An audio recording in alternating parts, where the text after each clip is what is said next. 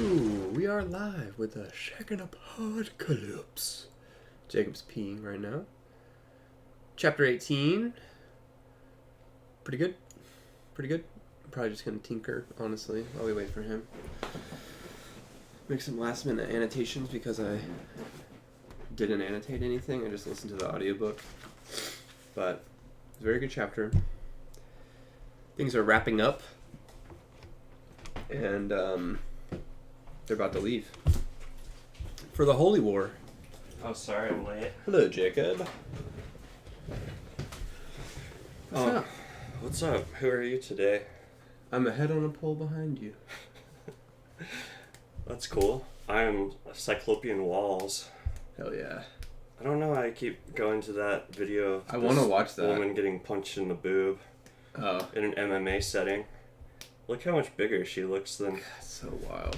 When fighters lose control. We'll watch it. Yeah. I was watching some knockouts last night. Dude, I will want to watch knockouts with you. Yeah, we could commentate a lot of stuff. That'd be... I would do some UFC commentary, some like leftist, anarchist UFC commentary. Yeah. Yeah, I haven't been going to any of the like combat sport classes or anything, and it stresses me out a little bit. Cause I love boxing. It's fun. Your baby's not ready to help you train? Not yet, but soon. Hopefully. How are you? Oh, you know, I'm just grumpy because I can't get the things I want to work, but what else is new, I guess? Anything good happened today? Yeah, I mean, nothing's all that bad. I think I'm just sleepy. So whenever I have to get up in the morning, I don't sleep very well at night. Yeah. I'm a night owl. Same. Did happen today. Yeah, I got some good shoplifting done after work. Nice. I don't know. Ate a stroopwafel or power waffle. Stinger. Yeah, honey stinger with caramel in it. Honey stinger waffle. Yeah. I don't know. There's some good things. Yeah. How are you? I feel actually physically good. Emotionally happy. Spiritually dead inside. No, not really. Spiritually searching. We used to say that in Cumberland Heights. Oh, dude. Yeah. Hell yeah. I had this woman that taught, well, I don't know, not taught, but held ILC alumni meetings. And she was dope, but the one thing that she did that I could not stand was that when we did the check-ins, she would say that she's, like, spiritually she was, like, loving and in love, and I was just like, I hate you. It's like, how can a loving God cause such agony? Bumper sticker. Yeah, we need more nihilist bumper stickers. Yeah. Void. Glimpses into the void. Druid, hello. What's up? Who are you today? I made reishi pills. Oh, cool. Yeah, let's get You want to hit that? Get our vitamins. Oh, I got a $70 blender this week because this reishi stuff it's basically like trying to blend a sponge. Well, it's like you blend a tree and then it turns into a sponge. Yeah. And then you can't turn it into powder after the sponge. Just for the record, Twitch, these are not illegal drugs. They're vitamins. Perfectly legal. Free range. Gluten free. They actually are. They're like hippie-ass vitamins. What's up, Ringthane? Who are you today? Welcome to the second aPODcalypse podcast. Oh, yeah, you can take 2 to 4. Okay.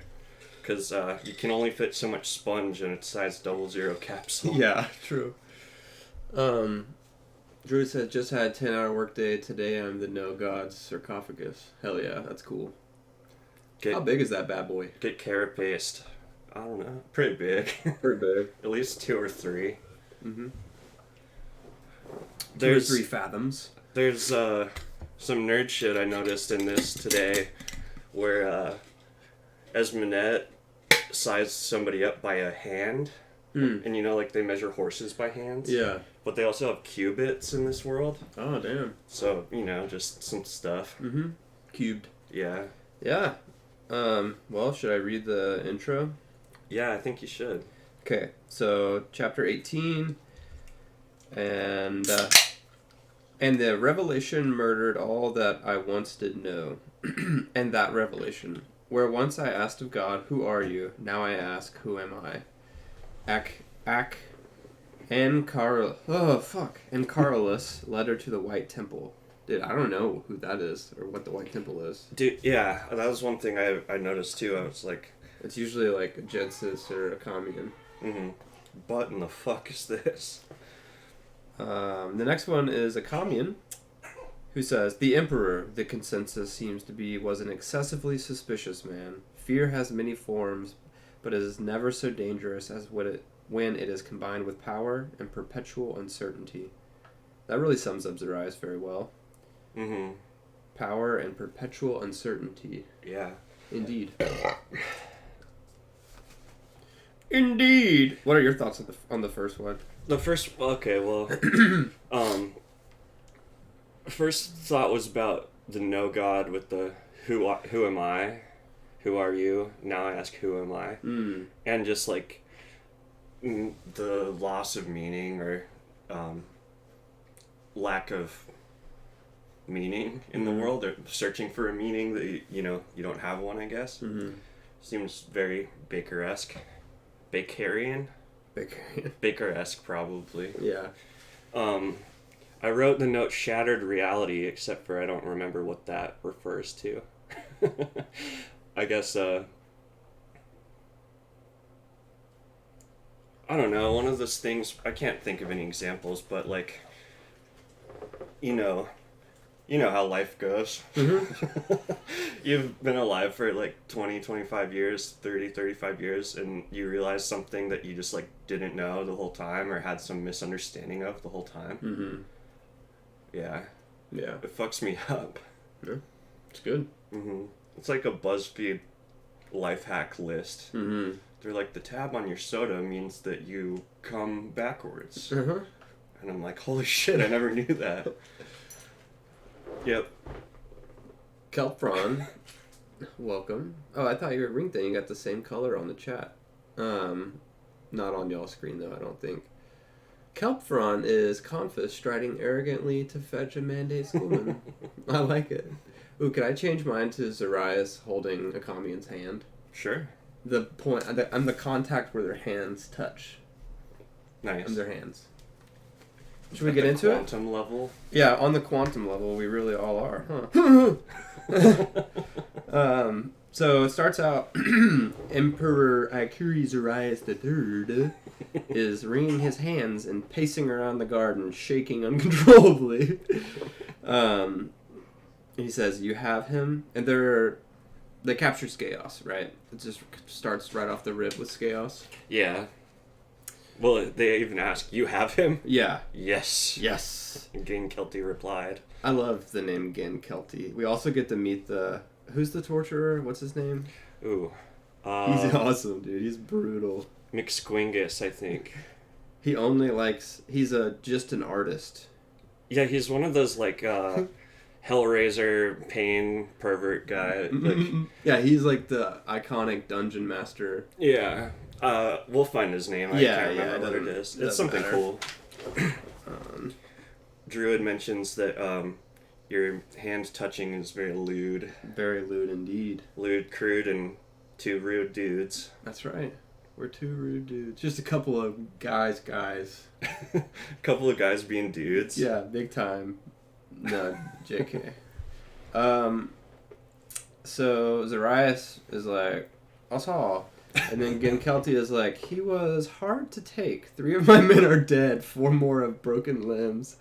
And Confus is like, no frickin' way. No frickin' way. He's like 80 years old. Yeah, the 80-year-old monkey stairmaster. And even the sake are like, nah, it's not magic. We have no idea what's going on. I like Zarias pipes in and he's like, wait, You mean after, during all this time, all these years, he could have killed me? Yeah.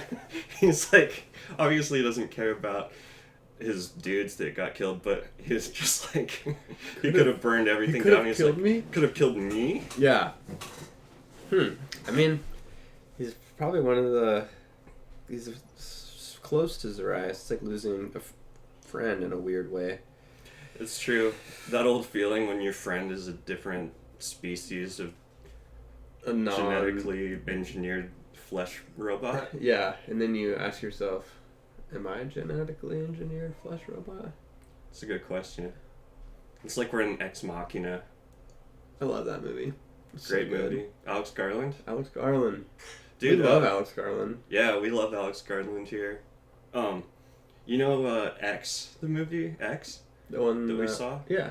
Yeah, great A24 horror movie. Mm-hmm. The prequel's coming out this month called Pearl. Did I tell you about that? Yeah. It's this creepy old lady's backstory. It looks violent Oh, really? as fuck. Yeah.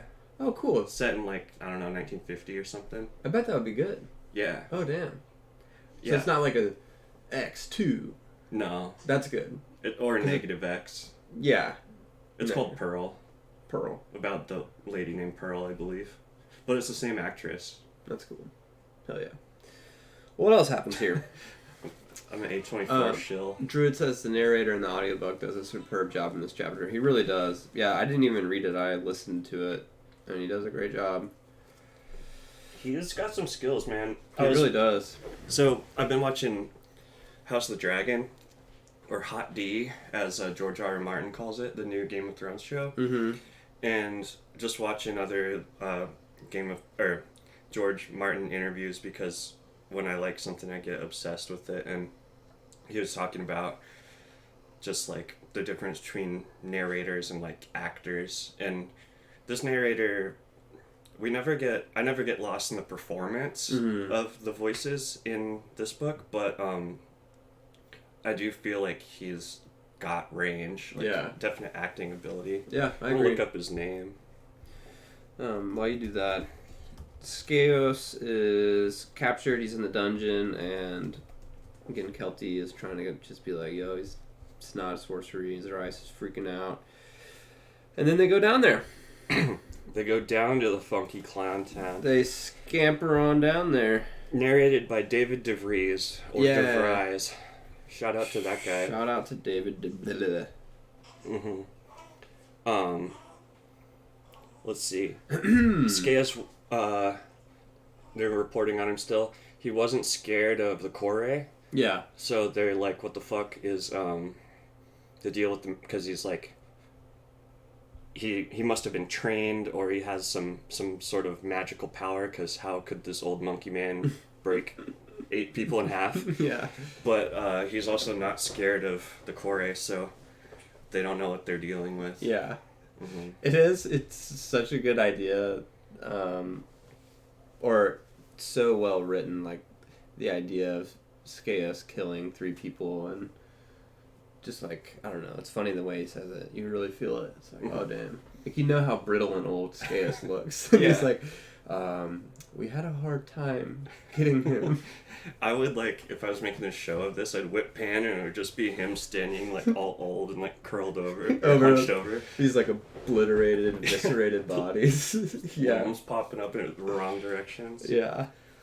Druid mentions that he's hyped on Hot D. You have no idea how happy I am that Hot D is back to the quality of Game of Thrones season 1 through 4. Yeah, that's dope. I'm waiting to watch it. I'm reading the 5th book. Wait. Dance of Dragons? No, Feast of Crows. Is that the 4th book? I think so. 4th book. I don't want to watch it quite yet. I want to get more immersed in the series, because I've only read the first 3 books. I've seen the shows, obviously, but... This one is based on Fire and Blood. You know that? Yeah. I read that a couple years ago, and nothing stuck to it at all. It's like reading a history book of, I don't know, like if you read a history book about a country that you've never heard of for the first time. Yeah. Just like nothing stuck in my head. That's what I've heard. It's very textbooky, which is pretty cool. But yeah, I love Game of Thrones is like reading it is so easy, but it's so enriching. Oh yeah. So immersive. It's nice. Get rigorous with it. Yeah. Okay. The journey to the encampment to the Endymine Heights held something of a nightmarish quality for a commune. Are we okay with moving on? Yeah. Let's see, is there anything... Just something of a nightmarish quality. Well, one thing to mention is that Zariah sins for a mandate schoolman. Right. That's where Kelpron comes in. Compass. Yeah, exactly. Arrogantly striding to fetch a mandate schoolman. One quote that Zariah says, he's telling Compass to fetch a commune. Summon him yourself. Why? Mandate schoolmen are fools. And Zariah goes, fools can be trusted precisely because they are fools. Their agendas rarely intersect with your own. That sounds cool. I don't know what that means. Because, I mean, the dramatic irony here, I think, is that a commune's not the fool and that Zariah is the fool. Yeah, like it would be assuming that you're not a fool. Yeah. Honestly, they're both fools. Yeah, except for... Right. No, they totally... You're right. Just barely before that, Zariah goes, I may be fooled, nephew, but I am not a fool. He says... Bakker says fool 9 times in this chapter and 141 times in the book overall. That's the... one of the good things about having it on Audible. Or on, computer, I guess. Oh, yeah. Really easy to jump around. Jump around. Pack it up, pack it in. Jump around. Hell yeah. Yeah, a lot of fools and fooly and fooling. But yeah, what'd you say?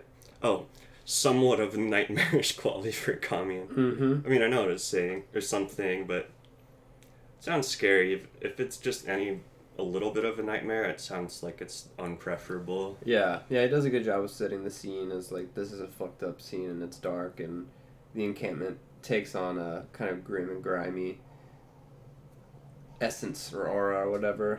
Later on, whenever Esmenet crosses the bridge under the, like, river, like the stagnant river, that's so immersive. I was like, dang, I can, like, smell that stinky ass river. And the mosquitoes biting their dicks while they're peeing into it.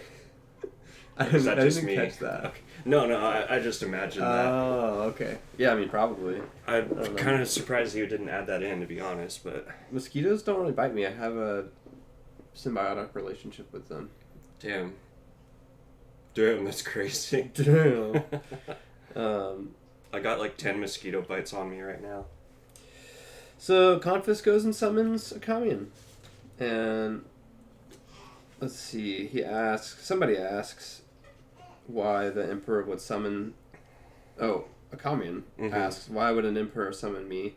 He asks that to Confus, why summon a sorcerer? Why summon any sorcerer? Sorry, I'm botching that. It's not really that important, but they just kind of go back and forth while they're walking. Confus is being Confus. Yeah, commune is, like, obviously wondering why they want him, and Confus doesn't want to tell anything. They have, like, a tension where Confus expects a commune to answer his questions, but he won't answer any of a commune's questions, which I thought is like, it makes sense from, like, his authority standpoint of authority. Yeah. But just as, like, a normal person, I was like, it's really annoying. Yeah, it's like, you're not gonna, you gotta give a little to get a little. Yeah. Why would an emperor summon me? A commune asked Confus. Why summon any sorcerer? The man had replied impatiently. Actually, the response angered him, so yeah, there's definitely some tension immediately there. Yeah. And a commune later, whenever he sees, or whenever he goes into the room and, like, meets Zariah or whatever, he, like, gets down on his hands and knees and says, I am your slave, emperor, or whatever. And that really weirded me out. I was like, dang, dude, that's, like, super bootlicky. I was surprised. Like, I feel like commune wouldn't do that, but I guess he's kind of flying on moving radar. Doesn't want to rock the boat. Yeah, that is weird. it makes me think of this, though, that is coming up right here. Like any other embarrassment, the powerful religiously avoided desperation. And then 2 sentences later, Acamian thinks, what could an emperor want with a desperate fool like Drusus Acamian? So, like, him kneeling and groveling shows his desperation, I think. And I feel like desperation is a sense that Acamian is, like, always inhabiting. There's just like a desperateness or like an end of his ropeness at any given point about anything, or like a jaded for sure, maybe jaded on a good day and like about to fucking snap on a bad day. Right. I feel like everything in his life he's like reluctant to do, and he does begrudgingly. He's not like excited about a whole lot. Yeah, he's like moved by his circumstances, kind of. By the conditioned ground. Yeah, I guess so. I don't know. Just trying to tie it all together. Yeah, I think so. There's like an underlying karmic momentum for everyone. Everyone's getting just like pwned by the conditions around them, by the darkness that comes before, which is the name of the book. Damn, that's the name of the book. Acamian thinks to himself, or exposits to us, the gnosis made them, meaning the mandate, rich fools. They're rich fools with the gnosis. And he's the only one in the whole city. He might be the only one on that side of the fucking sea, the 3 seas. Yeah. Seems like they're a pretty small crew. Yeah. They don't have a lot of members. No. We'll get to it in a bit, but I was wondering about which is the lamest school. Yeah. There's some bickering about it. Yeah. Druid has some stuff to say in chat. Go ahead. Alright, let's see. The narrator... Okay, we already got that. Blah, blah, blah. Fire and Blood books are a bit like the Silmarillion. Yeah, that makes a lot of sense. I've never read the Silmarillion. The cinnamon. But I think that's probably very accurate. I tried to read it this year. I mean, just listening to it on audio. I made it over halfway, but it was too brutal.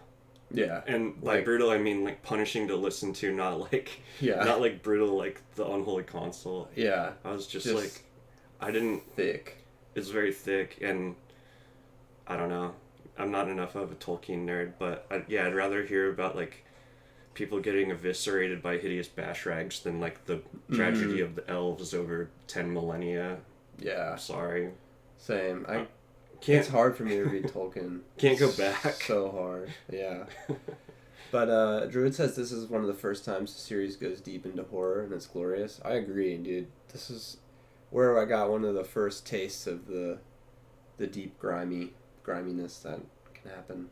The griminess that comes before. And I was like, I want more of the consult. And this is the first 3 books are such a consult tease. Oh yeah. And then it just pops off so much. Oh my god. It's crazy. Okay, anyway.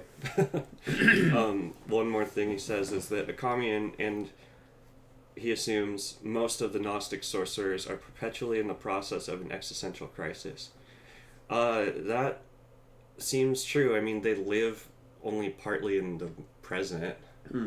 And I don't know. It's kind of like your job is to be gaslit by the whole the whole realm. Yeah, everybody thinks you're a dipshit.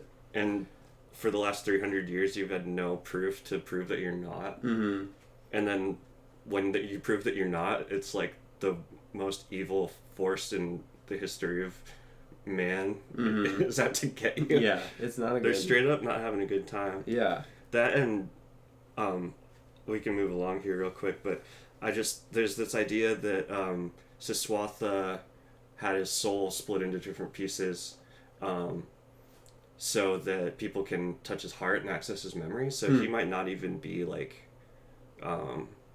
dead. Siswatha? Yeah. Yeah. Or like, I don't know. I mean, he's dead, but like not in the outside exactly. Kind of like Shea-Nanra at the end of, or Shoriatis, I think they're the same guy, at the end of the Unholy Consult. So yeah, I was gonna ask about that. That's a big life crisis situation there. Some Horcrux shit.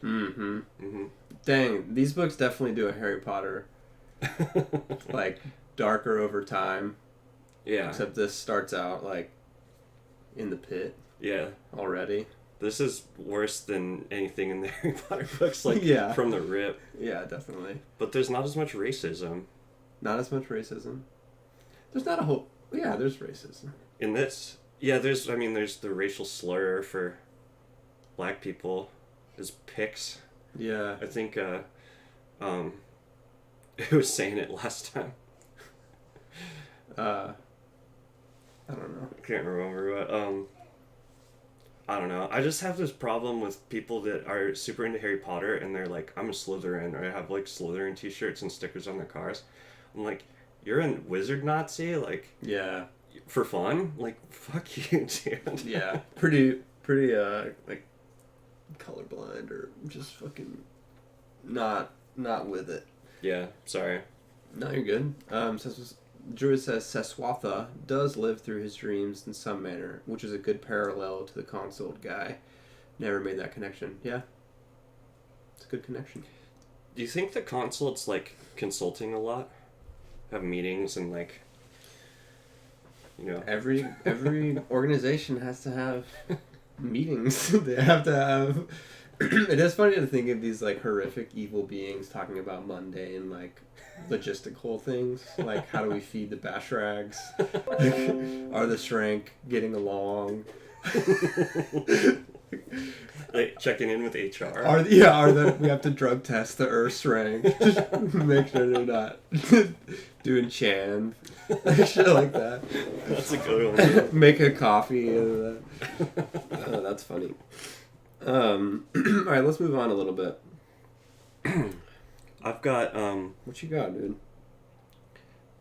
Confis and Akami, and I guess it's a long walk. Yeah. A lot of time to talk. He admits to Akami, and we've discovered a spy in our midst. The Emperor needs you to verify that sorcery was not involved. Akami says, you don't trust the Imperial sake? No one trusts the... Pardon me, that got stuck in my throat, so I'll just say it again. No one trusts the Imperial sake. And Akamian's like, yeah. And the mercenaries, the Mysunsei, why not use them? This is where I thought, who's the lamest school? I think they could be a front runner. The Mysunsei? Yeah. Yeah, the next paragraph or two says, the Mysunsei were quote-unquote limited. Mercenary souls were rarely gifted ones. Oh, what? Mercenary souls. Yeah. And, of course, I think it means souls just as, like, individuals. Yeah. But yeah. I was wondering, it'd be funny, like, if your metaphysical soul had inherent talent or lack thereof. Mm. But, ultimately, I'm with you that I think the Mysunsei is probably the lamest. Mm. They have to contract out to... Mm-hmm. to get work, you know, they're just struggling. We should have some sympathy for them. But Akamian realizes they're terrified. The Ikuris are terrified. Because they basically asked the most badass motherfucker, who's also, like, kind of the most, like, most desperate dude. Mm-hmm. Kind of, like, sad, hot mess of a guy. Akamian? Yeah, Akamian's like a messy bitch. Yeah, he's like a messy Burning Man. Wizard at this point. Dude, yeah. He's a burner. But they want his expertise. And Confus at the end says, Confus says, you should comb your beard, sorcerer. You're about to meet the Emperor himself. It's hilarious. Yeah. It made me think, does Akamian carry a comb on him? And I thought, there's no way he probably has one in his, like, rucksack. Yeah. But he doesn't, keep it in his pocket. No, he's no Anonai. No. Too concerned with their beards and their oils. Yeah. They also mentioned later, as Minette was scoping out the silhouette of Akamian, but she recognizes that, it says that his beard is in 5 strands. Oh, that's cool. Mm-hmm. I did not catch that at all. I don't know, exactly how that is. Yeah. 5 braids. Yeah. Like our guy in our Nair guy. Uh-huh. Not sure. I'm growing out my beard for this Halloween festival where I'm reading tarot, but after that I'm trying to look like a wizard, so I'll probably just have it round or pointy a little bit, but I think I'm gonna try to make it square after to be dude, like that'd be like hard Hero. as fuck. Dude, that would be so hard. Thanks. That's awesome. I've been fucking with my mustache too, but I need to get advice from you on it. I was trying to not eat it. Oh, there's no way. No getting around that. No, it's terrible. It's really hard to have a mustache. It sucks ass. Dude, being a man is so hard. I know. I'm sick of it. Let's skip ahead. Let's go. We're not really skipping ahead. We're just on the next page. Zarias is sitting there with Skaos. Skaos has blood clots in an ear, long wisps of white hair framing his veined forehead, sunken cheeks, and made him look wild. He's naked and chained, his body bowed outwards along a table, curved like a phallus. The wood was smooth, polished by many chainings, dark against the council's pale skin.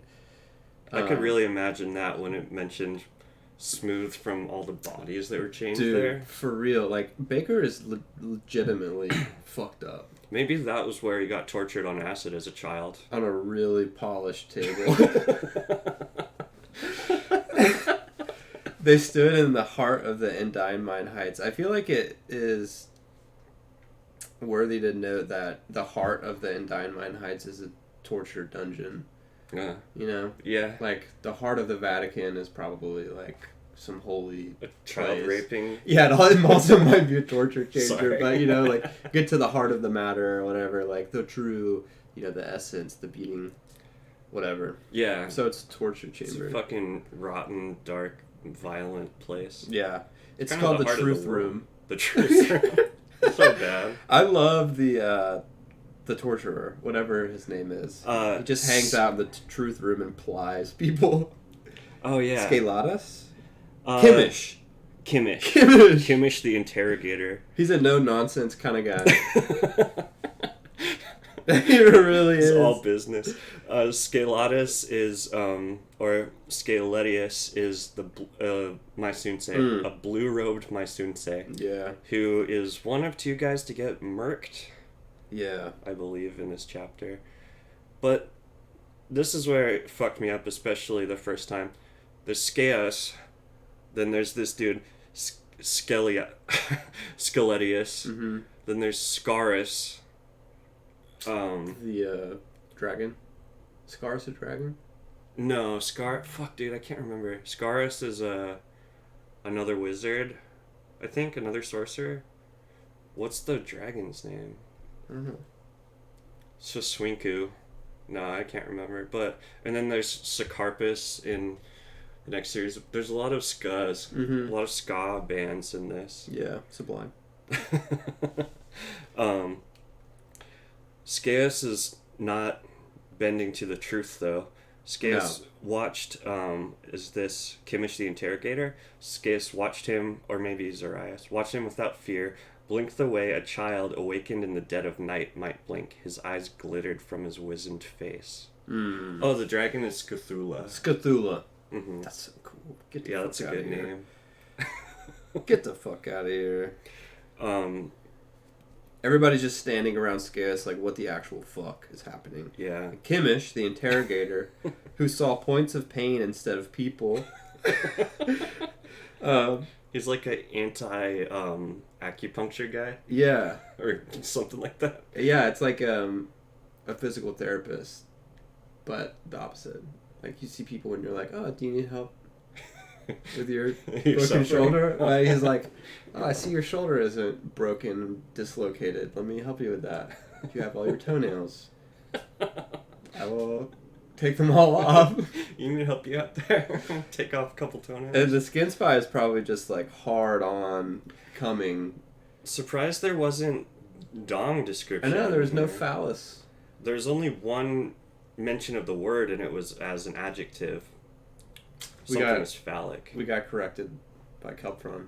Scafra is a dragon. Scarus is the Phantom leader. Yeah. I think Scathula is a dragon too, though. Oh, okay. So maybe we didn't get corrected. We just got more information. I didn't mean that in like a, oh, he's correcting us kind of way. I just mean like, Oh, no, more for info is sure. great, yeah. I mean, there's more sublime. Yeah. Just, it's all around us. It's all around us. I can feel it in the air. That's what I got, you know? The Emperor says such a different Skaeus, which I thought was a funny thing to say. Yeah, me too. Like, of all the ways to describe him, a different. No, he is different. Yeah. It sounds loving, is what it made me think. Like, it made me. My sense was that he's bummed. He's like, actually, his like friend. Yeah. Is like a fucking secret agent. Yeah, no, that's true. He says that, can't remember if it's this chapter or the last one, but Skaeus was, all the other men act as if he is God, and Skaeus is the one that believes he is. Mm-hmm. Yeah. So his maybe they couple. Probably. I mean, I'm sure the Skid Spy would be down to have some coupling. Yeah. No, I like that too, just in a literal sense of a different Skaeus, like, it's a different person than thought it was. Mm-hmm. Like, because it's a biomechanical Yeah, I mean, he starts monstrosity. talking gradually over the chapter in different voices. Like, he's no longer Skaeus at all. But it's kind of a gradual, which is cool. I appreciated that. Yeah, it's, he doesn't just get caught and spill the beans all at once, I guess. Mm-mm. But this made me think of whenever there's, like, a true crime show, and the neighbor murdered his entire family, and everyone they interview for the show is like, he's such a good, I thought he was such a good guy. I never would have thought he would do that. Mm-hmm. And it's like, somebody had to fucking think that something was up. You know? Like, maybe not in this sense, because it's like a literal shapeshifter. But, like, was anybody paying attention, or did this guy really just, like, not seem like he was about to go murder his family? I don't know, man. I'm not up to date on true crime stuff. Yeah. But I imagine some serial killers are. Cthulhu, also dragon. Kelpron says. That's Kelp. I wasn't trying to say you were wrong either. I'm wrong. Zarias is scared. He says, "What say you, Kimmich?" And Kimmich says, "He's already been plied, briefly, god of men, according to protocol." He used protocol C, subsection A, the plying of the fingernails. Is it a flow chart? Like, if the victim comes, C, section A. If he does not come, section B. And Zarias thinks, was there excitement in his tone? Kimmich, alone out of those gathered, would care nothing for the fact that it was an imperial council on the table. He cared only for his trade. The politics of this outrage, the dizzying implications, would, Zarias was certain, mean nothing to him. That's hilarious. I love that. Is he kind of a human in Koroi? Like, all he cares about is pain and reducing people to points of pain. Points of pain. Not caring who's on the table because we're all meat bags that can be manipulated into suffering. Maybe. New theory. New theory. Point of Pain is a cool-ass name for some type of organization. POP. Point of Pain. You down with POP? Kimmich might be our new guy. Yeah. He says, he's unlike any man I've seen, god of men. He's just, like, astounding them. Yeah. Kimmich. What did not become Kimmich? I'm trying to figure out if this means he has a penchant for drama or does not. What did not become Kimmich, Zarias had decided, was his penchant for drama. Okay, So I think he he does have a penchant. Yeah, He has a flair. He's a man of his trade. He's an artist. he cared only for that. Like a storyteller, he spoke in gaps as though the world was his chorus. So he's really trying to share the beauty of pain with his god of men, but I don't think he's... It's not landing. No. Yeah. Zarias is like, I have other things in my mind. He says, finding answers is your trade, Kimmich. Why must I interrogate the interrogator? And he says, better to watch, or better to show than to say. And he kneels over with some pliers and wrenches out a toenail from Skaeus. And there was nothing. No shriek, not even a shudder from the old man. And Zarias is like, oh, shit. What the? He's so like bombastic. He's like, inhuman! I could see her just like fluttering around the room. What's the mere bird quote that you like so much? No mere bird. No mere bird dare shit on an emperor. No mere bird. As if there are mere birds and unmere birds. So funny. I love him, man. Mirror bird. I like Zarias a lot. Yeah, he's a strange underdog. He is. He's so flamboyant. You lie! He said it to the Grandmaster. This is sorcery. I feel it. I know. Why is he even asking people when he just tells they lie? Liar! He yells at Scaeus. He says, "What are you?" Mm-hmm. The old face grinned. "More, Zarias. I am more." It was not Scaeus' voice, but something broken like many voices. I love that.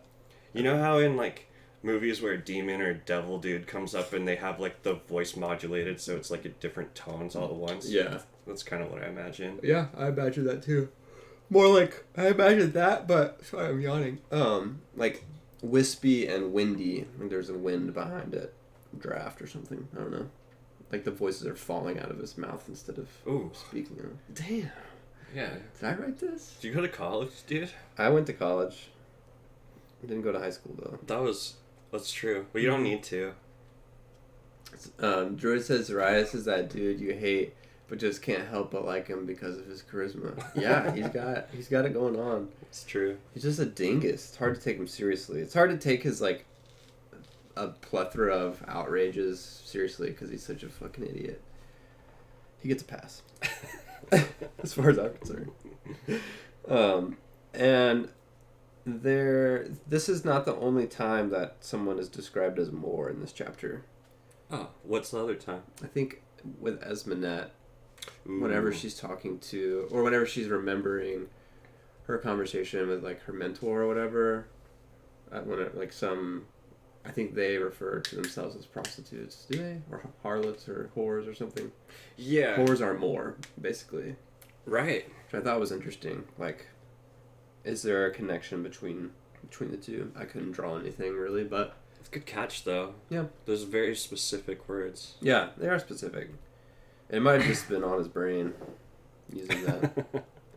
There's a head on his pole behind you. Mm-hmm.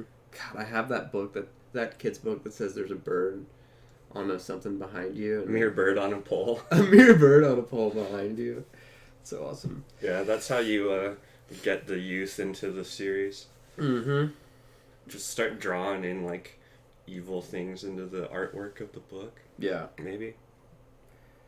Yeah, he's lying. He refused to believe what's going on. Or, I mean, how could you believe it, right? Right. Well, then here comes a Kamian. He's coming right on in there. It's charging right up in there. Waddling in. Floundering in. He's probably drunk. I hope so. A little bit. His beard's all fucked up. Zarias thinks about Grandma 3 or more different times in this this section. Oh. To know a specific... Nothing specific I can draw from it other than it's just in a Skin Spy chapter. Yeah. And she hasn't been revealed as a Skin Spy yeah. yet. Yeah. Oh, that's a good point. The love, dude. He loves them. They're so good at making that's true. People feel good. They got some oxytocin spray. Yeah. Perfume. That's a good catch. You're so likable. We're so smart. What's up, Meg? Hello. Meg says, "So, dude, I got you on the big screen, almost like you're actually here." That's awesome, man. I would love to be there. Yeah, so they're having a Kamian come in to give his piece that Zarias isn't going to believe anyway at first. But yeah. It made me think of this question. So, have you ever heard of the stories of, like, when European explorers showed up in 1400s, 1500s to the Americas, that the natives, like, literally didn't see the ships because it was outside of their, like, understanding or, like, worldview, that they just like couldn't comprehend that there'd be these big ass like houses floating across the ocean at them, so that they like never saw them at all.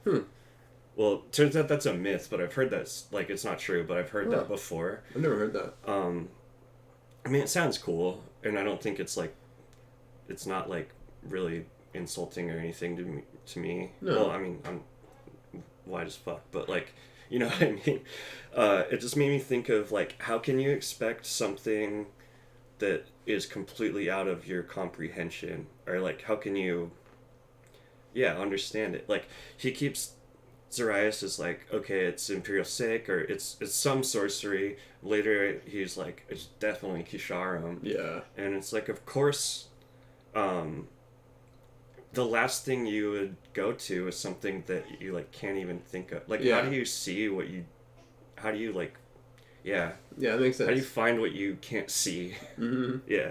When you don't believe something is real, it can really be not real. Yeah. Yeah. I wrote down this quote. Just like our Lord Jesus Christ. Of Latter-day Saints. Yeah. You can't see what you can't see. Scafula Christ. Scafra Christ. Nice. Sorry. Anyway, investigating whether or not that the myth of the natives not seeing the boats was true, I learned that there's an Aztec poop goblin called Cuitlapanton. That's what's up. Like in Tenochtitlan, which is Mexico City, they had like really like a sewer system. Yeah. Well, there were like bridges where you'd poop on bridges and it would fall into canoes that they were shit canoes, and then they'd pull the shit canoes off to fields and dump the shit in fields to fertilize them. Dang. But if you had to shit at night, you had to like go out in the dark like into a field, and there was like a night goblin, basically a poop goblin that could get you. Like get you? Like kill you? Like eat you? I think so. It wasn't a helpful goblin? No. It was like they feared it. I thought it was like a cool, helpful goblin. I need to do more investigation, but no, I think it was like people were trying to not take shits till the sun came up. That's funny. Gonna get got. Cuitlapanton. That's awesome. Druid says, one cannot raise walls against what has been forgotten. Exactly. What is that from? What quote is that from?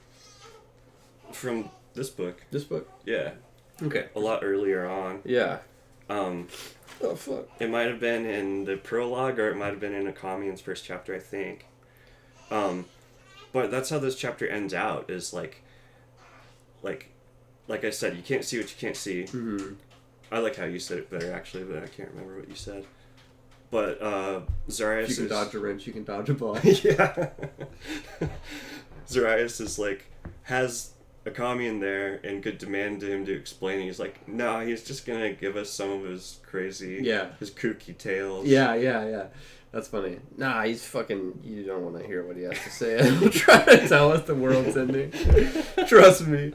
But he says some funny stuff. He goes, so whenever they meet, they greet. And Drusus Sakamian knelt unceremoniously, touching his forehead to the ground and muttering, God of men.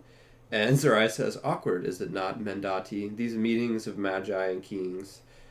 The keen embarrassment of moments before was forgotten. Perhaps it was good, Zarias thought, that the man understood the stakes of the proceeding. For some reason, he was moved to be gracious. But that was just weird. And then the sorcerer looked at him quizzically, then remembered himself and turned down his eyes and said, I'm your slave, god of men. What would you have me do? Then, the emperor, in his time of need and his trying to fill the hole in his heart that Skeos used to fill, grasps his arm, which is a most disarming gesture. Is that literal? I don't know. He grasps his arm and he just pulls it off. Disarmed him. I didn't think about that. And he leads him through the others to the prostrate Skeos, and then it just gets nasty. Is prostrate on your stomach? Yeah. Or like, a prostration is whenever you get up, or you're already up and you get down and like pray. So you're not necessarily on your stomach. You could be on your knees, but your head goes to the floor. But ass to the sky? Mm-hmm. Okay. I'll remember that because it looks like prostate. What's up? I'm just creating a mnemonic device here. Oh, okay. That's good. I'm just telling everybody. Scaeus' eyes are glittering with a strange intensity, and it's so spooky. And he says, "Amendati." It said. Yeah, that's the moment where it switches from it being Scaeus, he, to an it, a genderless creature, non-human. Yeah. Not a non-man, but like an inhuman. An inhuman goose. Yep. And then Akamian's like, "What the fuck?" He's like, "Oh shit. Who is this man?" The horror playing on his voice. And Sarai says, "My prime counsel of 30 years." And then Akamian is just like, "What have you done? Have you interrogated him? What was it? Like, blah, blah, blah." He's on the edge of a meltdown. He's a spooked guy. Yeah. And Zarias again is like, "Is there sorcery?" And Akamian is just flatly, "No." And he says, "You lie! I can see it in your eyes." It's again, you ask him yes or no question. Immediately. Like, "No! False!" And then everybody else is like, "No, he's right." And Zarias just goes, "Silence!" And then silence. Oh, dude, this is so scary. This is a good moment in the audiobook. Very good moment. So Zarias yells silence after everyone's chiming in, and what was once Scaeus had began growling, "Metta ka parupata sanragashara chigra mandati chigra." Dude, that was great. Thanks, dude. Yeah. I'm a good actor. You got a future. I got a future. His voice now utterly inhuman. He writhed against his restraints. The old body rippling with thin, greasy muscles. A bolt snapped from the walls, which is so funny because the Skin Spy is probably he just continues to act like he's just like, well, I guess I'll get captured and tortured because there's no way they could hold him.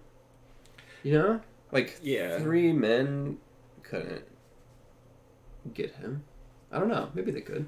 Well, they needed a Kamian to take him down. Otherwise, I think they all would have gotten worked. But I just feel like if the Skin Spy wanted to get free, he could have gotten free. Oh yeah, yeah. It's kind of convenient. Because I don't know. Maybe there were enough chains got him, but like, it does seem like he could have gotten away. Yeah. He kind of wanted to fuck with everybody, or maybe it was like part of his mission. Yeah, if you get caught, you're allowed to spill the secret. There's no cyanide capsule or whatever. Well, what better way to continue to manipulate the machinations of the Holy War than by feeding information to the Emperor? True. You know, like, if he did, which he didn't do anything. He doesn't say anything, but... Here's an idea. Maybe he was trying to take out a commune because the Mandate are their, like, ancestral enemies. Yeah, maybe so. He's like, I'm going to chill here in the BDSM dungeon until the Chigra comes, and then I'm going to go for it. Yeah. The chains! Ginkelti, compass! Zarias called numbly, stumbling further back. So he's like, "Oh no, it's happening!" The chains! And then the old body thrashes around the curved wood like starving eels stitched to human skin. Another bolt snaps from the wall. Such a cool scene. Yeah. It says Ginkelti was the first to die. His neck snapped. Zarias could see his slack face loll against his back as he toppled forward. So Compass gets hit by a chain. Yep, to the side of the dome. Tokish was broken like a doll. I'm sorry, Skeletius did not die. It was Tokish. What up, Herm? Yeah, I'm like, the Skin Spy is just continuing to enjoy his lifelong career as a Skin Spy, just like getting tortured. Yeah, that's what Herm said. Yeah. He couldn't resist the pleasure, maybe? Dude, my last roommates in Denver, like, they had a roommate before me that was really into Hellraiser. Mm-hmm. You know, the pinhead guy. Yeah. I've never seen the movies, but Kristen, shout out Kristen, would quote him a lot and would be like, what is it? Pain to some, beauty to others, or something like that. Mm-hmm. Just it's like straight up Incoroi speak. Incoroi. Yeah. Personally, I'm not trying to get my ass kicked during sex. Or not sex. True. Yeah. I like getting beat up in a gym. But other than that... Well, does your phallus curve towards your belly and harden? No. Not at all. It stays within a cup. Oh, dude.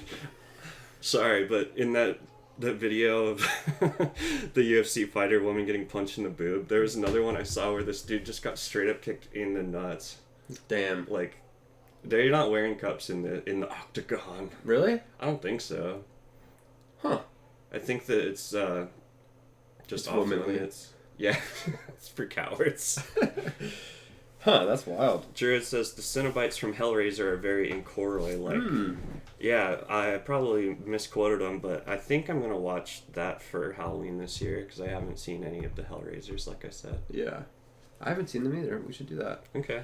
Maybe my newly born child of yours, Moengus, can join. Okay. That'd be chill. But let's get going. Yeah, let's probably get going. There were words, burning words. The room washed with blinding fires, so there's sorcery happening. Stone cracking, air shivering, and he could hear the Mandati roaring.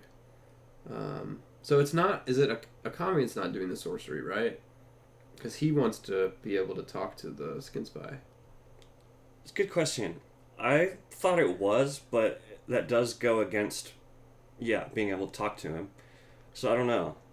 Then Kim Ketri roars, "That is enough, Mandati." Okay, yeah. So maybe it was one of those useless ass Maisunse or the Imperial Sake that just like pulled the trigger too soon.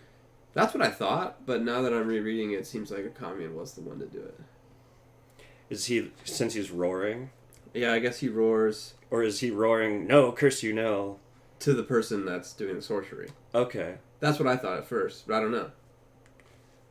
Yeah. So I thought Who the fuck is he yelling at? I thought the sorcery popped off. Skin Spy is getting burned, and then Akamian's like, "No, don't do that." But I don't know. Yeah, this could go a number of ways. I think that you're right, though. Well, so Kim Ketri says, "That is enough, Mandati," and then... Okay, well, and then somebody says, "Pompous, ingrate, you've no inkling of what you've done." I assumed that was a commune. That's a commune. Then somebody said, "I've saved the Emperor." And then Zarias is like, "I'm saved." And he scurries out from under his desk or whatever. Oh, yeah, when Kevin Ketri says that is enough, Mandati, that means it was a commune that was spitting a wail unlike anything he'd ever heard, like 1,000 wolves burning alive.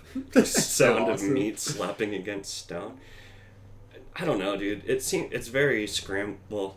Here, the word's right there, so I'm gonna use it. Scrambled. Yeah. But I kind of picture it as chaos. Like, I mean, it's literally chaos. Like, if you didn't know whose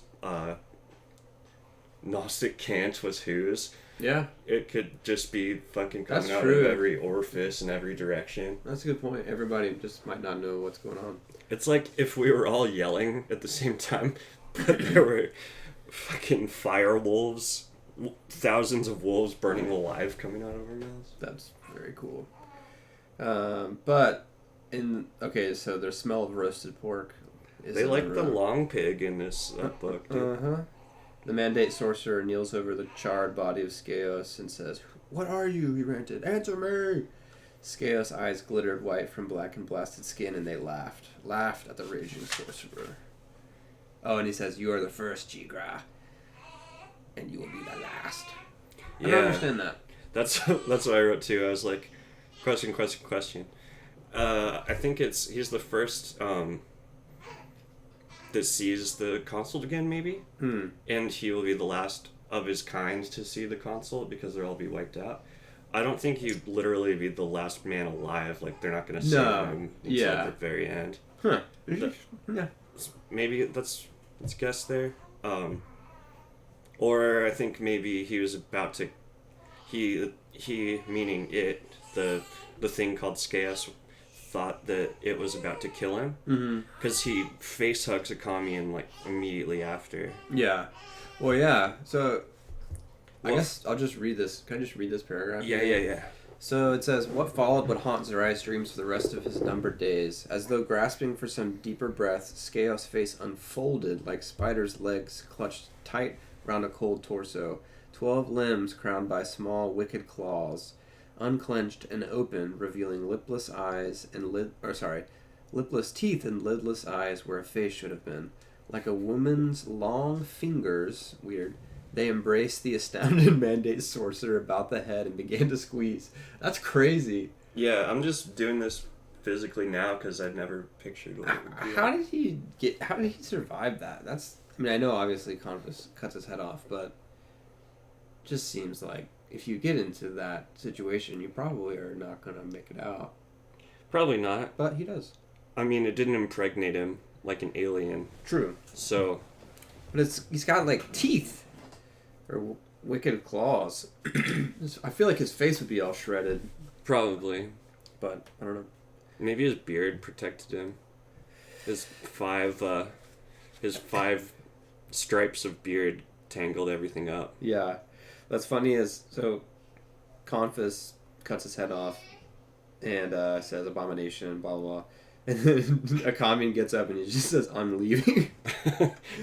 I'm fucking getting out of here. Yeah.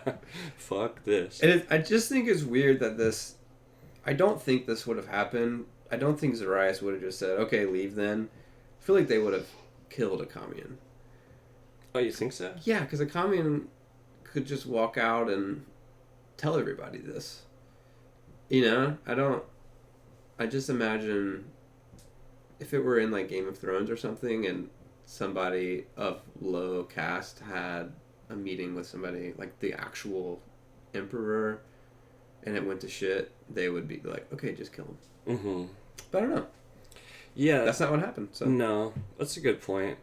I'm wondering what he would have, if they tried to go after Akami, what would have happened. Oh, well, duh. I'm kind of got ahead of myself because as the man leaves the room, Akami, Confus looks to Zariah questioningly. Is this wise? He asks. Well, okay. And then Zariah responds, he would have lectured us about myths, Confus, about the ancient North and return of Mog. They always do. I love that he refers to Mog on a first name basis. Yeah, that's exactly what I was thinking. Yeah. Shout out Mog. Oh yeah, Herb makes a good point. How the fuck could they couldn't kill Akami? Well, Confus could, in theory, because he has a core. True. So he could rush at him with the sword or just reach over and poke him, maybe. Yeah. But I think that would have pissed Zariah off. Zariah could have survived because he had a core, but Akami could have torched everybody else in the room, which are presumably other important people. Yeah. I don't know. Maybe Zariah just, like, had some restraint and was like, okay, we're going to deal with this. He doesn't want everybody on his whole council to die all at once, maybe. Right. Or maybe it's just, like, too fucking shocked to know what to do. It's hard to know what to do. But yeah, I mean, Confus, it's on his radar, though. Because he also says, I mean, should we listen to him? Yeah. Like, maybe we should. You sure about that? Learn about old Mog Farrow. Mr. Mog. And Zariah, with the weird wisdoms, says, mad events seldom give credence to madmen, Confus. He would have just lectured us about the ancient North. Like, is that bad?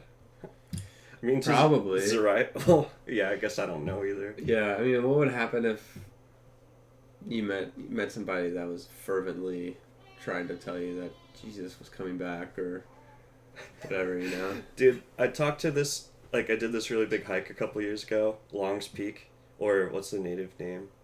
Ne'isotoyu'u. That's, Arapaho. Mm-hmm. I'm not sure I pronounced it right, but it was like a 16 miles, 5,000 foot hike, the gnarliest hike I've ever done. And on my way down, I was just like walking at pace with this Christian guy, and I was so out of it from oxygen and being tired that he just he talked to me about Jesus for literally an hour, and we even stopped and stood still for like quite a while, and I was just like totally okay listening to it. Yeah. He asked if he could pray for me, and I was like, yeah, why not? That's funny. He was definitely cool, but like yeah. they Beardo from work used to tell me, he said there's like when you go on tour and there's always a person that comes up to you at the merch booth and just talks nonstop. He says that person's called a punisher, and that's what like bands everywhere know, like, be careful, that dude's the Punisher, or a That's Punisher. funny. Yeah, you just can't get away from the guy Just that who abuses your obligation to talk to fans. Yeah. So, yeah, I guess we don't know how insufferable a commune really is. I bet it's not too bad, but... Even just to hear some... I don't know. You saw the most outlandish shit you'll ever see. Yeah, he immediately reverts to, like, whatever. I know what's going on. Maybe it's savage denial. Yeah. I can't even comprehend the man-made horrors. Mm-hmm. Or I guess interplanetary horrors. He says, the price of knowledge has been paid, and we have not been beggared. It's so dramatic. Such good little quips, though. I know, it's so awesome. Yeah, he decides that it's definitely the Kisharam. Sorcery of a different sort. Except for, I mean, do they know that they know the Kore won't fuck up, or will fuck up the Kisharam, right? Yeah. At least the other sorcerer schools do, so it seems like a lapse in judgment that he's like, it's the Kisharam, even though they had the Kore right up next to its nuts. Right. But when somebody makes their mind up, it's hard to convince them otherwise. Yeah, I mean, I think everybody else is pretty down with it's not sorcery. But he's like, oh, the man daddy said it himself. It's sorcery. It's just a sorcery of a different sort. But you want to believe what you want to believe. Oh, I might have just interrupted you, though. They've not been beggared. Perhaps, Confus replied, scowling, but we're debtors still. I don't really understand the price of knowledge and the debt metaphor, really. I mean, they lost Genkelti, somebody else. Oh, but they're still doing okay? They lost Gaius. And we have not... It's like, the price has been paid and it was steep AF. It was really expensive. That's what Confus is saying, right? Because we're debtors still, but... Perhaps Confus replies scowling, but we're debtors still. I think Sarius was saying that they didn't get bankrupted, but Confus is like, no, we're kind of fucked. Yeah, he has a more realistic view on it. He's like, well, and they could be in debt to, like, a commune or people that know more about the situation. He's like, we don't actually know what the fuck's going on. That makes sense. Yeah. And, again, I don't know how this makes sense of it being Estrella, but the last thought in this section is, so like Mother Zarias thought, which, again, the dramatic irony to me is that he's gonna try to bang her in a couple books and gonna find a huge curving hog in a place that he did not expect. Oh, it's so good. A race of lovers. You want to switch over to the Esmonette section? Yeah. She's wobbling around, not literally, but the very stinky Holy War. Yeah, and they're all charged up, gonna go get hammered the night before they're starting out on their trek, which is like both makes perfect sense and is like the stupidest thing ever. Mm-hmm. But this immediately caught my eyes. She's looking at this bull, she watches a towering Thunieri hack down a bull with his battle axe. I missed that. Oh, dude, it's sick. And then cast its severed head onto an impromptu altar fire. So he just they are getting wild. Yeah, hacking the shit, like chopping a bull's head off like it's a tree. But then get this, she thinks for some reason the animal's eyes reminded her of Sarcellus's, dark, long-lashed, and curiously unreal as though made of glass. Dang. Because he's not a human either. No. we got that foreshadowing. Yeah, that's good stuff. I liked it. Dang, the cow getting its head. That's some Apocalypse Now final scene of Apocalypse Now shit. I haven't watched it. Really? No. Oh, my bad. It's okay. You Well, I haven't know watched what that movie? happens. No, I haven't. That's crazy. Is it Marlon Brando is in his world of sin at the end or something? Colonel Kurtz. A cow gets its head chopped off. Oh, Like Nair style. that's pretty sick. Cleaved. Yeah. Do you think you could cleave a... They make it look really easy. Yeah, I don't think it would be very easy, but... When we're old and, like, I don't know, lost a lot of our faculties and stuff, do you want to just try to cleave each other's heads off? I think we could cut each other's heads off really easily. It's not a bull. Yeah. No. But yeah, you could definitely human? cut a human's head off super easily. I could cut your head off. Dude, I'll have to show you, I'll send it to you in a text, like, later some other day, but there's this hypothetical man, like, if humans evolved to survive car crashes, like, without technology, I guess, it's, like, just how a human could evolve to survive a car crash. It's this, like, really gross illustration someone made of this guy, and his, like, head is, like, fused to his shoulders. Yeah. I think his name Dave or something. Dave, You know, the like that? concussion proof. Yeah. No, I don't know, but I mean that's what they say. Like when you're boxing, you're supposed to. Whenever you get punched, these are your airbags. They say. Oh. Some traps. And you go like this? Mm-hmm. You roll with the punches.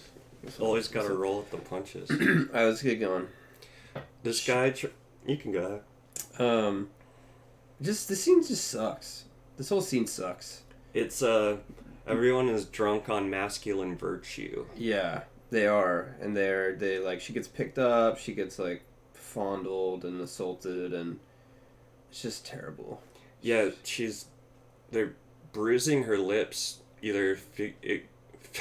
Well, I tried to say both words at the same time, literally or figuratively. Yeah. Figuratively, by men of all races and ethnicities, and the guy who's a hand taller than Sarcellus, for scientific reasons.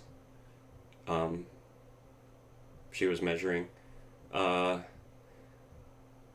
she does the punch up, the palm to the nose strike. Yeah. Yeah, my dad, like, not that I've gotten into a lot of fights, but my dad has, like, always told me not to get into, like, to not fight people because you could, like, accidentally kill somebody and then you'd be fucked. Mm-hmm. It's, like, true for sure, but Yeah. I don't know. Like, I wouldn't, obviously, if you're just defending yourself and then you got a manslaughter charge, that'd be fucking terrible. Yeah, it would. But that's, what I've heard you do to fucking fuck somebody up. Mm-hmm. Is that true? I don't know. You're the I have no violence guy. I have no idea. You're not the violence guy, but you know about the physical form. Yeah, the marshal. I'm not really. I'm not actually that.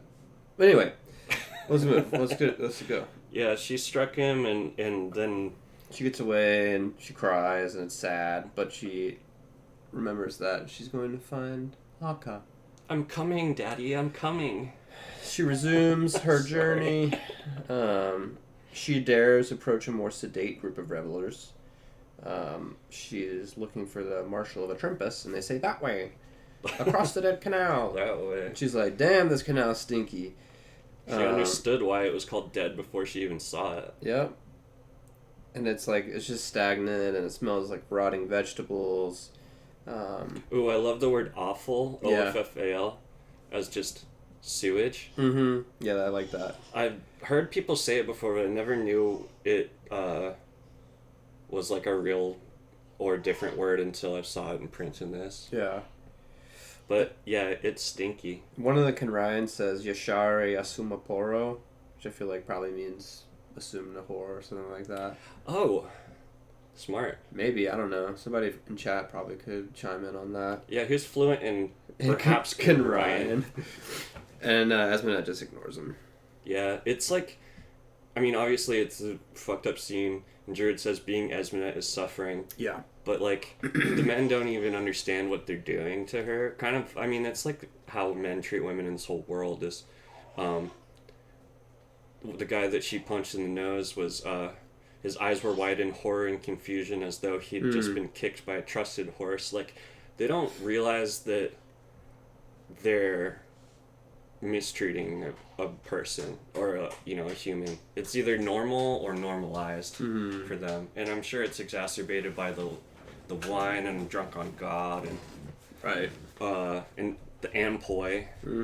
I wanted to mention really quick, ampoi is a specific cool liquor to this series, and there's another one called Yursa, which is, quote, a dreadful Galioth liquor made from rotten potatoes. Yeah, it's awesome. So it's like vodka but worse, I guess. That's cool. She continues to scurry around, cutting through different parts of the camps. And then she starts. We get a glimpse into like who Esmenet is kind of attracted to. She says she's attracted to statuesque men, or muscle trees, as she and her harlot friends refer to them, which I thought was funny. Yeah. But but except for, well, I mean, it kind of hurt to read because I'm not a muscle tree, and I'm siding with the commune and the dad bod realm of people, So like, she does have it in her heart for the dad bod. Oh yeah. But yeah. I'm just kidding. I'm not taking it personally, but muscle trees is a pretty funny way to describe that.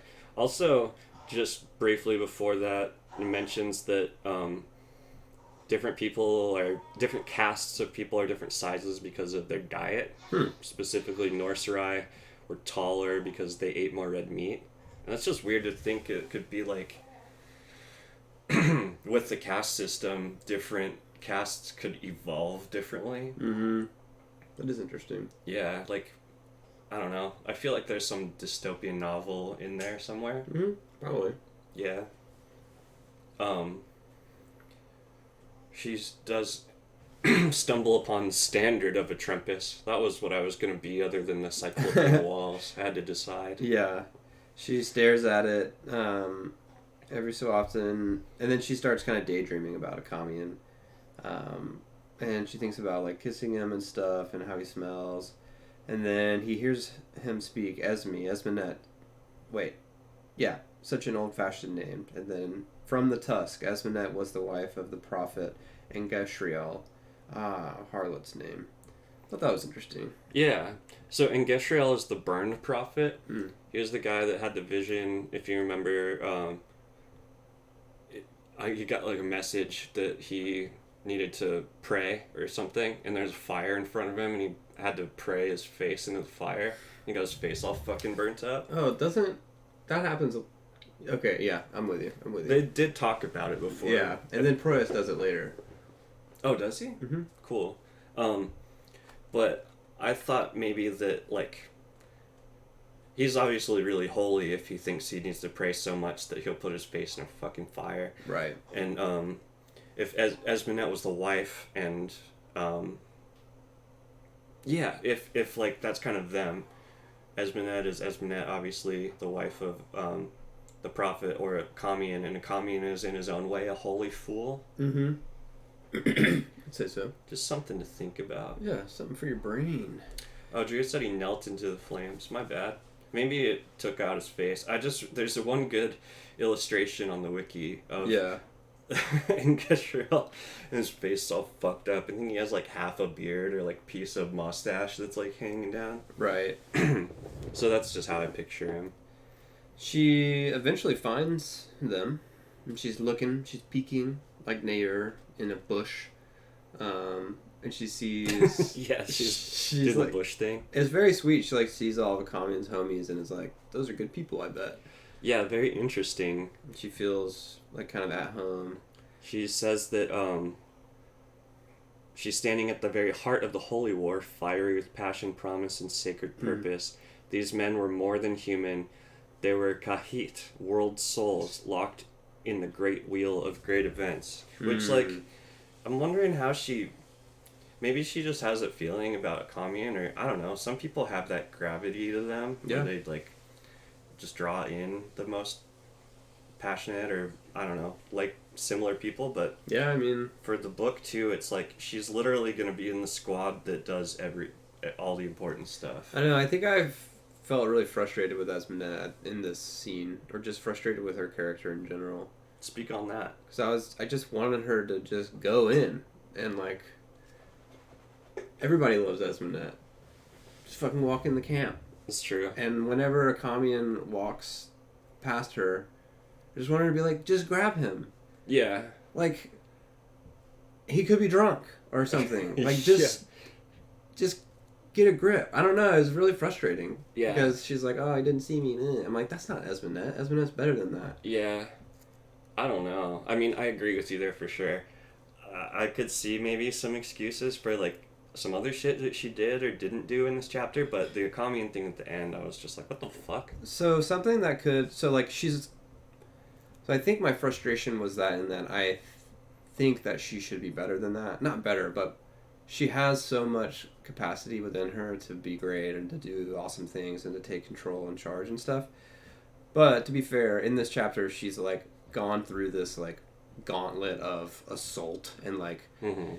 trauma triggers and like getting fondled and stuff, so like it would make sense from a trauma perspective for her to not have so much access to those resources in that moment. Yeah, that makes sense. So there's not like a safe, you can't just, there's no safe man. Yeah. Like the movie Man. Mm-hmm. I mean, you don't know. Mm-hmm. But the world is against you. I forgot what I was going to say. That's right. But anyway, she scampers off and falls asleep under a tree. Oh yeah, there's a dude who's speaking. Yeah. Do you want to talk about the prayer? You got it. Well, it just reads. I think they say it a few times in the series. It reads like the Lord's Prayer. Mm-hmm. The line that gets me the most, I think is cool, is, "Judge us not according to our trespasses, but according to our temptations." Mm. I like that, and I feel like that's more fair than kind of like I don't know.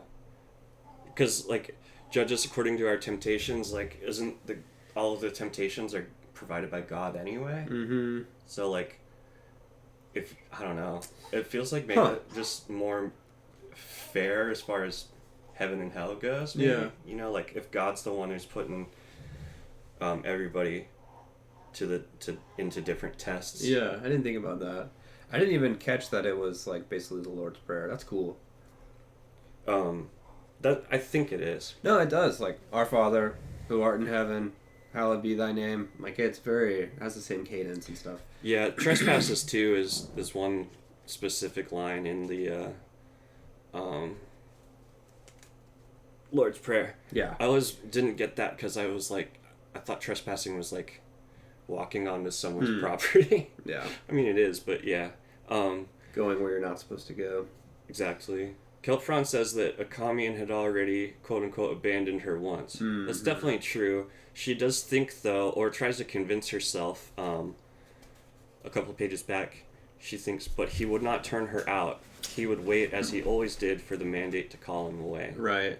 So, well, I guess she expects him to abandon her again, even in that thought. It's like, he wouldn't kick her out. But he would eventually leave. Yeah. Yeah, definitely right. And then Druid says, she probably feels like she doesn't deserve any happiness, sees herself as rotten and used. Her journey to moments ourselves breaks her mentally in some way. Absolutely. Mm-hmm. Yeah. She's one step closer to the edge, and she's about to break. I think that's very, very true. Just such a bummer. And I gaslit her for it and said it was her fault. Yeah, you're definitely not a male ally.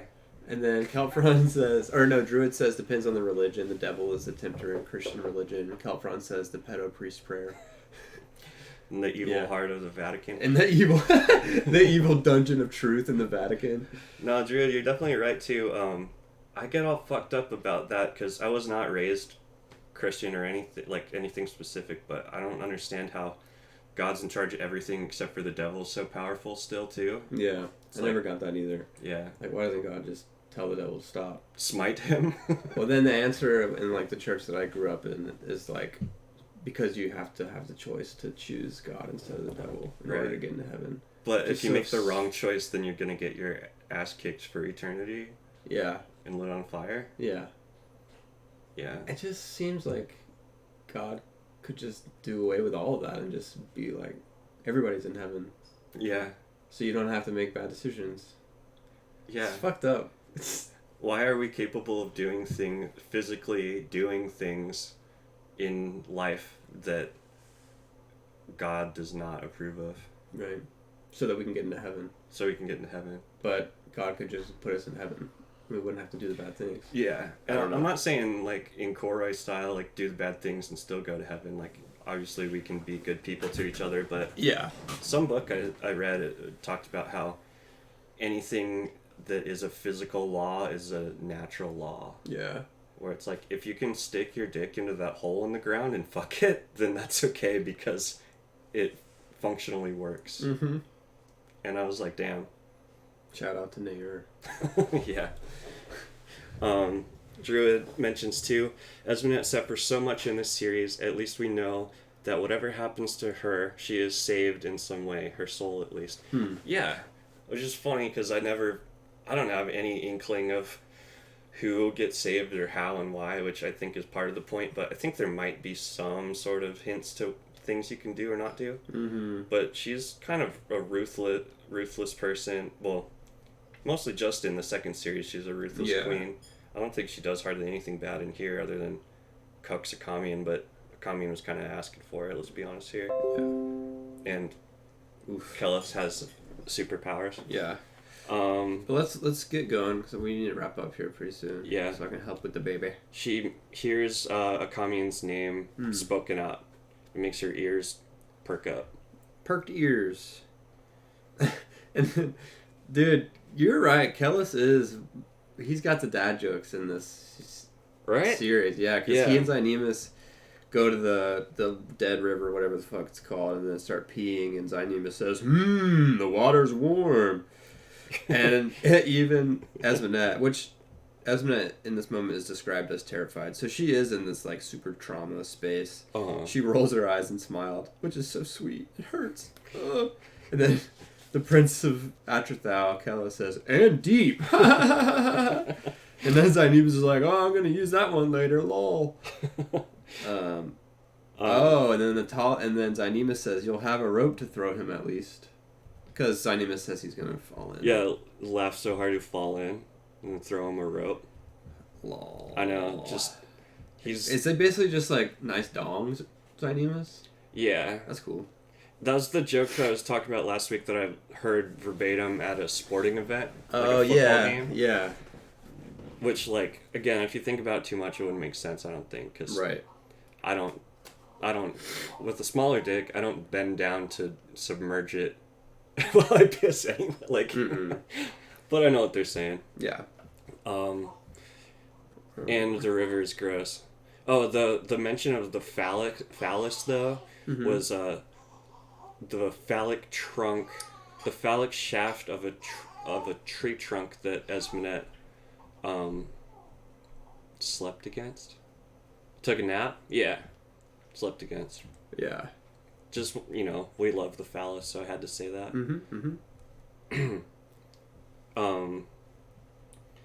She knows Zynemus, yeah. Oh, I thought I was saying Zarias. She has some sort of relationship with him already, so she's like okay with potentially approaching him, right?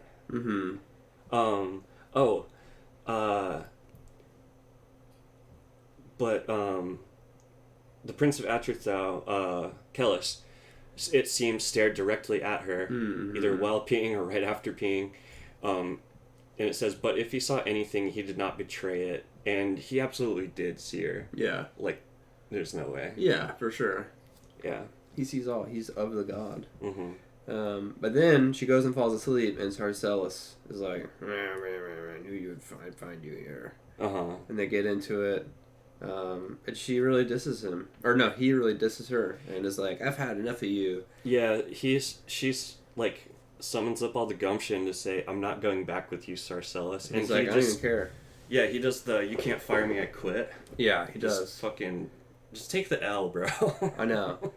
But yeah, and she questions whether or not he actually loved her at that point because he's like, well, what the fuck? Or she's like, what the hell? I thought you loved me. Why are you just all of a sudden fine with me not going with you or whatever? Yeah, like, I wonder what's up with that. Like, because as far as the Skin Spy's agenda, like, he's just kind of like, okay, I don't need you anymore. yeah. I don't know. Well, he wants her to connect with Kamian because he thinks he can get info from her still, but if she's not reporting to him, I don't know, maybe he thinks he can win her back. Yeah. Or maybe he thinks he'll kill a Kamian when they get the chance, or Yeah. I don't know, maybe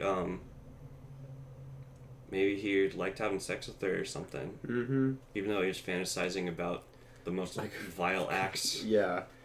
eating her head off or something. Right. But But then it's just a bunch of other, like, Esmondette having just, like, I don't know, just more Esmondette sad life shit. dude, this felt like having a bad mushroom trip to me. Like, every negative thought Yeah. came up in like circuit of thought that like you don't actually even process any of it. Like it's just like all of your demons yelling at you at the same time. Mm-hmm. Yeah, and then Akamian and crew kind of just like all of a sudden walk towards them or walk towards her. Freaking Sad Manette. Oh well, sad Manette. I know. Oh yeah, I already said that, but I thought Herm, you just logged in, but you've been here. Mm-hmm. You've been here. We've been right here. Moggy boy. Yeah, dude. So what were you saying? Akamian just fucking pops up. Yeah, he just all of it because she's staring at whoever's laying by the fire, but and then all of a sudden Akamian is. She's like, "Where are you?" And then he's like, "I'm walking right here." She's trudging. He's trudging towards her. Oh, he definitely trudges. Yeah. She couldn't see his face, but she knew it was him. How many times had she spotted his portly shape from her window in Sumina? So cute. Mm-hmm. Spotted and smiled. Oh, it's so sweet. The 5 stripes of his beard. Right. And then he just fucking... so She's awkward and weird. I know. She stood before him, smiling, crying, her wrists held out. I wrote, dumb and unnecessary. Yeah. He looked through her, beyond her, and continued walking. So this part's cool, though. At first, she simply stood a pillar of salt, which, like, Lot's wife, obviously, and, like, he won't look back at her because he's too fried right now, frazzled, but also just that the wizards can get salted, the sorcerers can get salted. Interesting. So cool wordplay, but, like, yeah, I would probably stand there for a second if, like, my, like, long lost love walked past me without noticing me, but literally just do anything, bro. Yeah, like turn around and be like, "What the fuck? Yeah, dick!" Like, go kick him in the nuts. Get go pissed at him. He would love that. Yank. Yeah. He would probably love to see her after such a horrible thing. Yeah, the only person that gives him comfort in the world. I mean, to be fair, Bakker does a really good job of making this moment really fucking annoying. So, and I'm sure he wanted to. You know, you're like, "Bruh," like, because you want them. I want them to be able to be together. Yeah. So it's good writing. It's not like he like didn't do a good job of. It's like kind of like Greek tragedy or something. Like you just miss each other, or like you just die right at the time where you almost didn't. I don't know. Fuck. Yeah, This is about the ending of the whole 7-book series so far. But Bakker's mentioned online that he thinks that resolution or frustration with things not feeling closure is all on the reader. It's like, I don't owe you shit. Like, if you can't deal with it being uncomfortable, then that's your problem. Yeah. Which, like, I'm sure he is reasonable about that to a degree, but I vibe with that. Even though it's fucking uncomfortable and, like, weird. But it makes it immersive. Like that. Yeah. Yeah. Like, I mean, it is immersive. I'm glad that it happened, even though I'm kind of getting all worked up about it. I'm glad because it tears down some of the tropes. Like, you think, okay, they're going to be together. It's going to be fun for a little bit, which it isn't. And I like when things don't work out and when things don't end. Yeah. Which is really good with this book because it doesn't. It's like, there's no real ending. Yeah, that's true. It's it was hard because I remember finishing this book and I was like, well, because I couldn't understand half the shit in it, and I was like on the fence about reading the second one, but I was like, yeah, I'm gonna read the second one. Yeah. So you got me there, but what pissed me off was that in the next book they immediately get back together. Yeah. She like walk up to him and she does that shit, like, I don't know, slaps him. They get into a fight and then have sex. Yeah. Which is like totally them. Mm-hmm. That's so them. And then she just, her chest is heaving, she's sad. She has a pity party, which she turns into, as she rolls onto her back with her forearm across her eyes. She thinks, no one owns me, not Sarcellus, not a commune. And then, as though rising from a stupor, she pushes herself up from the ground. Oh, Esme, you're getting whore. You're getting old, not good for a whore. She began walking. So she does the classic Esmond thing where she's like, wait, I am actually a badass. Mm-hmm. It's a bad biddy. And she keeps going. Yeah, that was the culmination of remembering the conversation with her, like, mentor, Pirasha? Mm-hmm. The quote-unquote old harlot. So that's why we're more... we may be oppressed, but remember, we're never owned. Mm-hmm. And, more than concubines, more than priestesses, more than wives, more even than some queens. Yeah, that's really cool. Yeah, it's pretty sick. But she's still, despite her, like, starting to own her identity as, like, a free woman more, or independent. She's not free, really, but, you know, independent woman. Yeah. That sounds so like a Beyonce thing, like a independent woman. Mm-hmm. All the single ladies, but she's still nervous about how precarious her position in the world is, about being this aging whore. Mm-hmm. Like, she's reaching some self-actualization, but she's not stable. Yeah.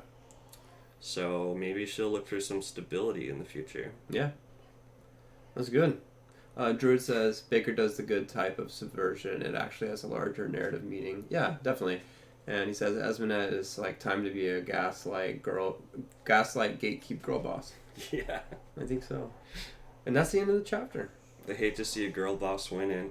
And I need to help my baby. Yeah, we'll finish out the book next week, I think. Yeah. And praise the meat, guys. We'll talk to you soon, and talk to you soon. Yeah, thanks everybody for coming. And have a good night, and we'll talk to you next week. Truth shines. Where is this fucking thing? Here we go. Oh. Boo, I'm boo, boo, boo, embarrassing us. Beep boop, beep boop. Oh, it was right there in front of us. The whole time. All right.